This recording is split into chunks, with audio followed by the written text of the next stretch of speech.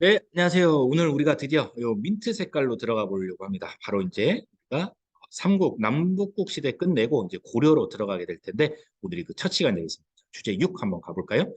자, 고려 건국입니다. 자, 오늘은 교과서 36쪽에서 38쪽 자료들을 꼭꼭 살펴보기 바랍니다. 꼭꼭 살펴봐야 돼요. 고려 초기의 왕들 3명을 만나볼 겁니다. 태조, 광종, 성종, 태광성. 업적을 좀 구분을 하는 게 포인트. 두 번째는 제도사를 좀 볼 거예요.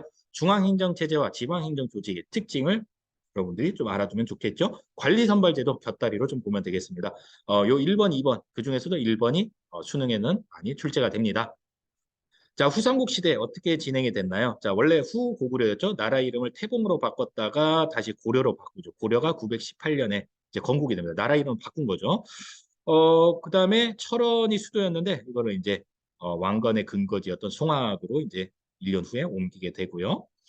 음, 왕건이 여기 나주 지역을 이제 차지를 하고 있었는데 결국에 이제 신라 견훤 이제 하면 항복하면서 결국 936년에 후백제가 멸망하고 고려라는 나라로 완전히 통일되게 됩니다.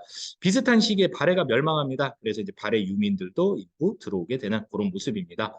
자, 우리가 오늘 고려 첫 시간이기 때문에 고려 뼈대를 좀 잡아보도록 하겠습니다. 고려는 크게 네 개 시기로 구분을 합니다. 기준이 뭐냐? 바로 지배층의 변화라고 볼 수 있는데 초기 1단계에는 이 호족들, 이 고려 통일을 하는데 왕건도 호족 출신입니다. 이 왕건을 도와서 고려를 세우는데 도움을 줬던 호족들이 발언권이 굉장히 셉니다. 그리고 이 호족들뿐만 아니라 그때 당시 신라 당시에 소외돼서도 육두품 세력도 굉장히 큰 활약을 합니다. 그래서 호족과 육두품 세력이 큰 이제 발언권을 가졌던 시기가 1단계입니다. 1단계.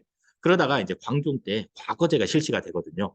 이제 공식적으로 이제 시험을 통해서 관리가 되는 거예요. 예전에는 그냥 나 공 있어 이러면 됐는데 자, 그러면서 이제 대대손손 이 과거제를 통해서 또는 음서제를 통해서 고위 관직을 차지하는 가문들이 등장을 합니다.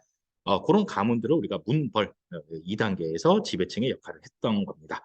고인물은 썩죠. 이 문벌이 이제 썩어 나갑니다. 그러면서 이제 요 시기에 문벌로부터 차별받던 무신들이 무신 정변을 일으킵니다. 고려의 딱 절반이라고 보면 돼요. 중간쯤에. 자, 해서 무신 정변을 이제 무신 정권, 무신들이 지배층으로 등장을 하게 됩니다. 이 무신 정권은 어떻게 무너지게 되느냐? 바로 몽골의 침입, 그다음에 항복하면서 무너지게 되고 이때부터 이제 원 간섭기가 시작이 되는 거죠. 일제 시대 때 일본에 빌붙었던 친일파가 있었다라고 한다면은 고려 시대는 원나라에 빌붙었던 친원파가 있었습니다. 그 친원파는 대대손손 권력을 누리는 세도 가문이었죠. 그래서 권문세족이라고 표현을 합니다.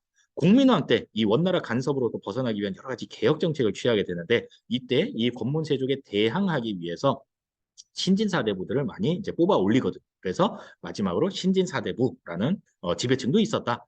그다음에 이 당시에는 이제 홍건적과 외구의 침입을 물리치는 과정에서 새로운 무인계층, 이성계, 최영 같은 신흥 무인계층도 많이 성장을 하게 되고 이 신진사대부와 신흥 무인 세력들이 손을 잡고 1392년에 조선을 건국을 하게 되는 그런 흐름입니다. 그래서 크게 여러분들이 지배층 중심으로 좀 네 개 시기로 구분을 해서 살펴보게 될 거예요.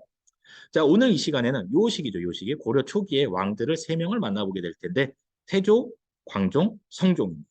태조는 태조 왕건이죠. 나라를 세웠던 왕건에게는 세 가지 과제가 있었는데 첫 번째 자기를 도와줬던 이 호족들 어떻게 좀 잘 관리를 해야 되잖아요. 그래서 호족 통합 정책. 그다음에 전쟁으로 너무 힘들었어요. 그죠? 그래서 백성들을 좀 어루만져주는 민생 안정책. 그다음에 발해를 멸망시키고 국경을 맞닿게 됐던 이 거란족.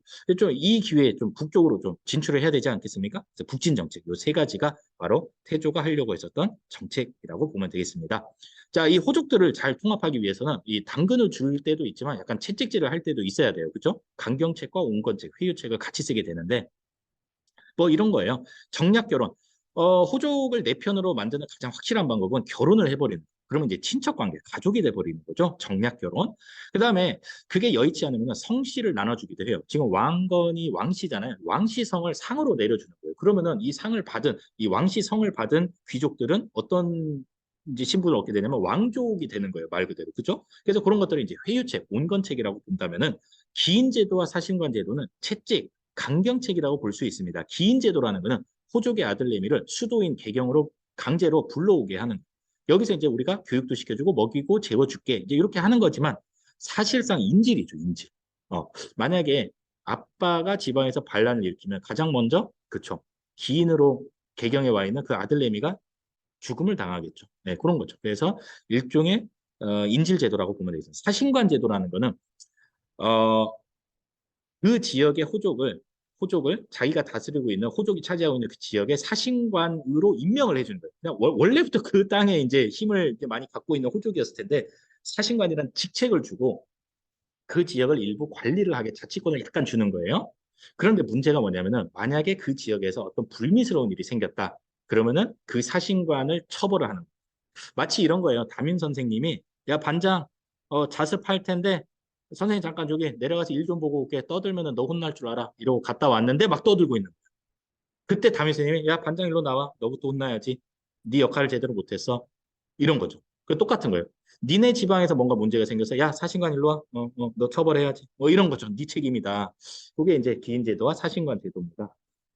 교과서 36쪽에 이렇게 날개글로 설명이 나와 있으니까 한번 보세요. 자, 예나 지금이나 민생 안정의 가장 효과적인 방법은 세금을 깎아주는 세금 인하 정책. 그 다음에 이제 복지제도로 흑창을 운영을 합니다. 고구려의 진대법 기억납니까? 싼 이자로 쌀을 빌려주는 제도. 그게 이제 고려 버전은 흑창이라고 불러요. 흑창. 자, 그리고 이제 불교 행사 아주 큰 국가적인 페스티벌을 열게 되는데 그게 바로 연등회와 팔관회입니다. 그러면서 이제 약간의 통합적인 기능도 있고 페스티벌, 축제를 열면은 사람들 마음이 좀 풀어지잖아요. 그렇게 이제 하기도 했었다. 북진 정책 거란을 적대시하고 영토를 청천강까지 확대를 하기도 합니다.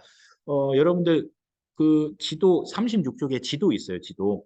그 지도에 보면은 태조 북진 후 북경 조금 요만큼 넓어진 모습을 볼 수 있습니다. 한번 꼭 살펴보세요. 태해정광 4대 왕이 광종인데 사실 광종은 4대 왕이기도 하지만 태조의 넷째 아들이기도 합니다. 네 번이나 네 번째 왕인데 태조랑 아들 아빠 관계다. 자, 한번 생각해 보세요. 정략적으로 결혼을 한 거예요. 결혼을 하다 보니까 부인이 너무나 많고 왕자들도 한 100명쯤 됩니다.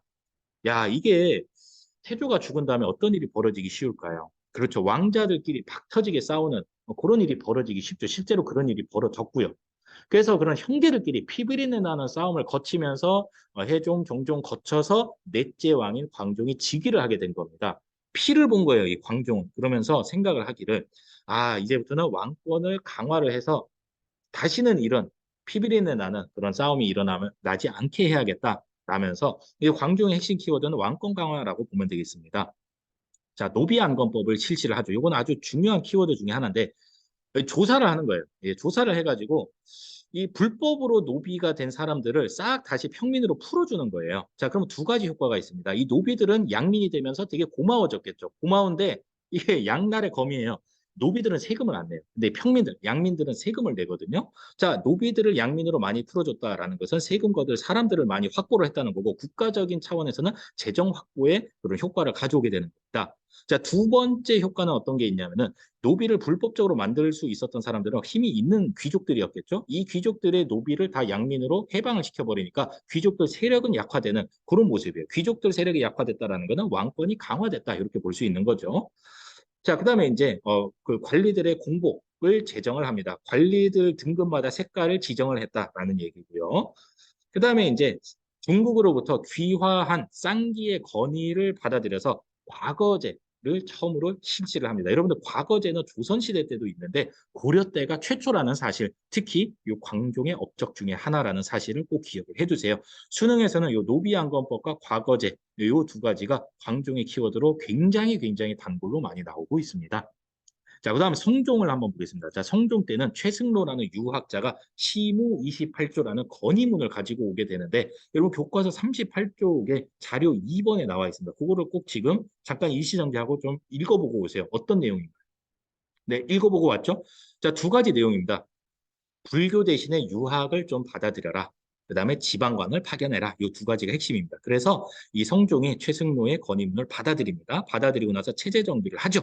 중앙에는 이성육부 체제, 그다음에 지방 12목에다가는 그러니까 12군데 지역에다가는 지방관을 처음으로 파견을 했다. 그리고 유교 인형을 도입을 해서 국자감을 설치를 합니다. 자, 이제 여러분들이 좀 헷갈리기 시작해요. 고려의 유학교육기관은 국자감, 통일신라는 국학, 그다음에 발에는 주자감이 있었죠. 다 비슷한 기능을 하는 국립학교라고 보면 되겠습니다. 자, 다음은 제도를 살펴보겠습니다. 제도는 크게 세 가지입니다. 중앙제도, 지방제도, 관리선발제도. 중앙제도는 여기 성종 때 이성육부제로 정비가 됐죠. 이걸 한번 살펴볼까요? 중서문화성과 상서성이 있죠. 성 두 가지죠. 발해는 삼성이었죠. 삼성.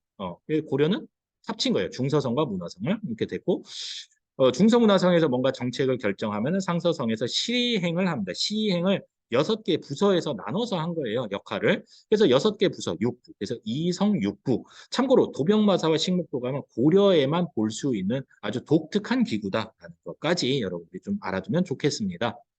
자, 지방제도는 오도양계 체제라고 부르는데 오도양계. 도가 5개고 계가 2개다. 이런 얘기예요. 자, 한번 볼까요? 지도. 짜잔. 보입니까? 계가 2개죠. 북계와 동계. 주로 국경 지역의 국방 수비를 위해서 따로 만들었던 그런 행정구역이고요.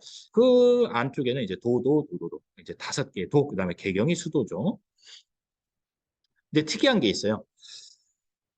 각 지방에는 지방관을 보낼 거 아닙니까? 요새로 치면 도지사, 안찰사를 보내죠. 그리고 이제 그 안에 이제 목도 있고 군과 현이 있을 텐데 그 군과 현에는 또 이제 수령, 사도를 또 파견하기도 합니다. 이렇게 사도가 파견된 곳을 그러니까 지방관이 파견된 지역을 주현이라고 불러요. 자, 그런데 모든 곳에다가 다 지방관을 보내지는 못합니다. 행정력이 그렇게 미치지 못해요, 국가가. 자, 그래서 지방관, 이거 오타 났네요.